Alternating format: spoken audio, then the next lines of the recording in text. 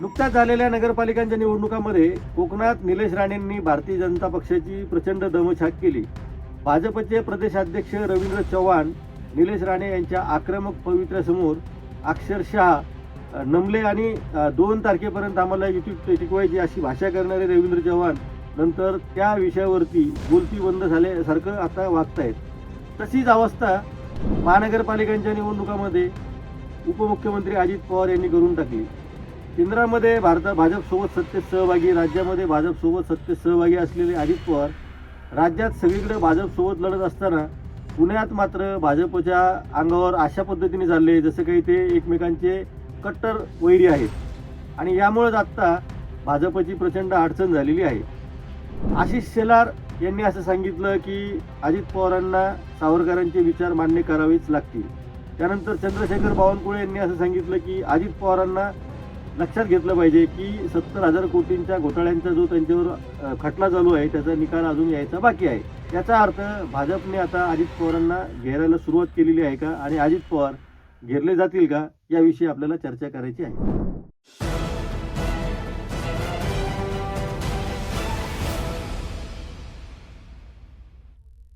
नमस्कार, मी संजय वरकड. आपण प्रामुख्याने 2च विषयावर आज चर्चा करणार आहोत. एक, अजित पवार आणि भारतीय जनता पक्षामध्ये सध्या जो एकमेकांवर आरोप प्रत्यारोपांचा विषय सुरू झालेला आहे तो नेमका कोणत्या दिशेने जाणार आहे. आपल्याला सर्वांना माहिती आहे की अजित पवारांच्या मुलाचा एक भूखंड घोटाळा सध्या गाजतो आहे. मुंढवा येथील जमीन गैरव्यवहार प्रकरणामध्ये हात अडकलेले असताना अजित पवार त्या प्रकरणामध्ये सही सुलामत बाहेर पडल्यासारखं वागतायत आणि भारतीय जनता पक्षाला नाकीनऊ आणतायत हे आपण बघतो आहोत.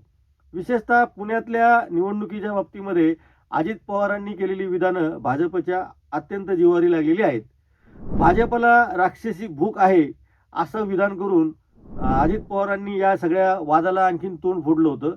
त्याला उत्तर म्हणून चंद्रशेखर बावनकुळे यांनी आधी थोडी संयमित भूमिका घेतली होती, पण आता मात्र बावनकुळे यांनी डायरेक्ट असं म्हटलेलं आहे की 70,000 कोटींच्या घोटाळ्यांच्या प्रकरणी, सिंचन घोटाळ्याच्या प्रकरणाचा निकाल अजून यायचा बाकी आहे. आशिष शेलार यांनी तर त्याही पुढे जाऊन असं सांगितलं की अजित पवार यांना सावरकरांचे विचार मान्य करावे लागतील आणि त्याही पुढचं त्यांचं वाक्य असं आहे की रहे तो साथ नहीं तो तुम्हारे सिवा. म्हणजे ते हिंदी सिनेमातला एक डायलॉग आहे तो त्यांनी मारला की आएंगे तो तुम्हारे साथ नहीं आए तो तुम्हारे सिवा वगैरे अशा आशयाचा तो डायलॉग आहे.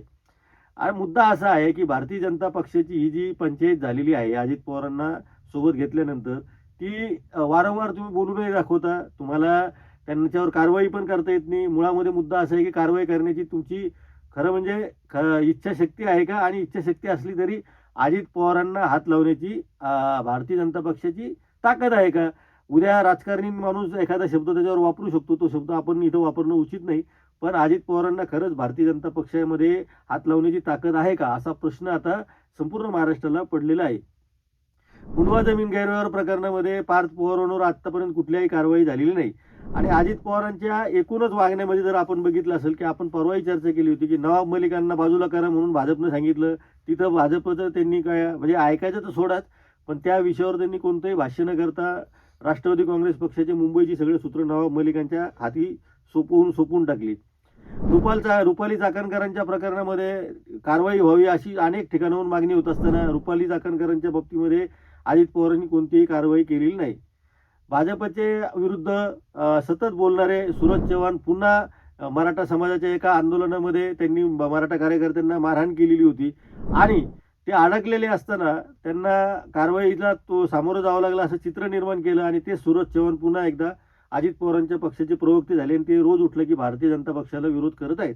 त्यामुळे अजित पवार हे की मानते नाही अशी आत्ताची परिस्थिती तयार झालेली आहे.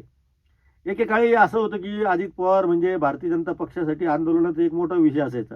अजित पवारांची थोडीशी चूक झाली की पुण्यापासून ते नागपूरपर्यंत भारतीय जनता पक्षाचे कार्यकर्ते त्यांची फोटो घ्यायचे आणि त्याला चपला मारत बसायचे. 1-1.5 तास तो कार्यक्रम चालला. बातम्याचं चित्रीकरण झालं की या कार्यकर्त्यांना एक आपण दिवसभरामध्ये फार मोठं काम केल्यासारखं आविर्भावात राहायचे आणि अजित पवारांसारख्या एका हिट लिस्टवर असलेल्या राजकारण्याला आपण आज बदलून काढल्याच्या आविर्भावामध्ये भाजपचे कार्यकर्ते आपापल्या घरी परतायचे. आज तेच भाजपचे कार्यकर्ते अजित पवार हे अर्थमंत्री असताना आणि रोज भाजपला चॅलेंज करत असताना आता कोणाला चपला मारायच्या की आपल्याला थोबाडात मारून घ्यायची अशी वेळ आलेली आहे भाजपच्या कार्यकर्त्यांची अवस्था झालेली आहे.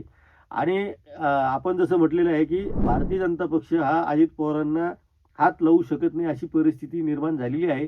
ती का निर्माण झालेली आहे? भाजप त्यांना का हात लावू शकत नाही? हे आपण येणाऱ्या काळामध्ये चर्चा करणारच आहोत. पण किमान मुंडवा जमीन गैरव्यवहार प्रकरणामधला जो महिना, दीड महिना आता होऊन गेला, त्याचा अहवाल काय येतो याकडे महाराष्ट्राचं लक्ष लागलेलं आहे. त्या अहवालामध्ये आधी अजित पवारांना दोषी ठरवलं जातं, पार्थ पवारांना दोषी ठरवलं जातं की नाही, हे आपल्याला पाहायचं आहे. नंतर मग आशिष शेलारायांनी जे आत्ता मुद्दा उपस्थित केलेला आहे, अजित पवारांनी सावरकरांचे विचार मानले पाहिजे, हा फार उशिराचा मुद्दा येतो. कारण अजित पवारांचा पक्ष हा फुले शाहू आंबेडकरांच्या विचारसरणीवर चालणारा आहे. आणि या या विषयामध्ये खरं म्हणजे भाष्य करण्यासारख्या खूप गोष्टी आहेत. तो आज आपल्या चर्चेचा विषय नाही आहे. पण सगळ्यात महत्त्वाचा चर्चेचा विषय हा आहे की चंद्रशेखर बावनकुळे जर असं म्हणत असतील की 70,000 कोटींच्या भूखंड घोटाळ्याचा निकाल अजून लागायचा आहे, तर मग तुम्ही एकतर अजित पवारांना सोपत घेतलेलं आहे, ते निकाल लागायच्या आधी घेतलेला आहे का त्यांना क्लीन चिट मिळालेली आहे म्हणून घेतलेला आहे, याचा भाजपनं आधी खुलासा करावा. विशेषतः तो देवेंद्र फडणवीसांनी करावा. कारण तर देवेंद्र फडणवीसच असं म्हणतायत की या सगळ्या प्रकरणामध्ये अजित पवारांना क्लीन चिट मिळालेली आहे. मग फडणवीस असं म्हणत असतील क्लीन चिट मिळाली, तर मग बावनकुळे असं का म्हणतात की निकाल लागायचा आहे? आता अजित पवार जरा जास्त आपल्याला जड जात आहेत. म्हणून आता पुन्हा भाजप पवित्रा बदलतो आहे का? आपला गिअर बदलतो आहे का? आणि गिअर बदलून काही उपयोग होणार आहे का भाजपचा? यावर पण आपल्याला लक्ष ठेवायचं आहे. त्यामुळे आपण पाहत राहा न्यूज यात्रा, हे आहे आपलं चॅनल.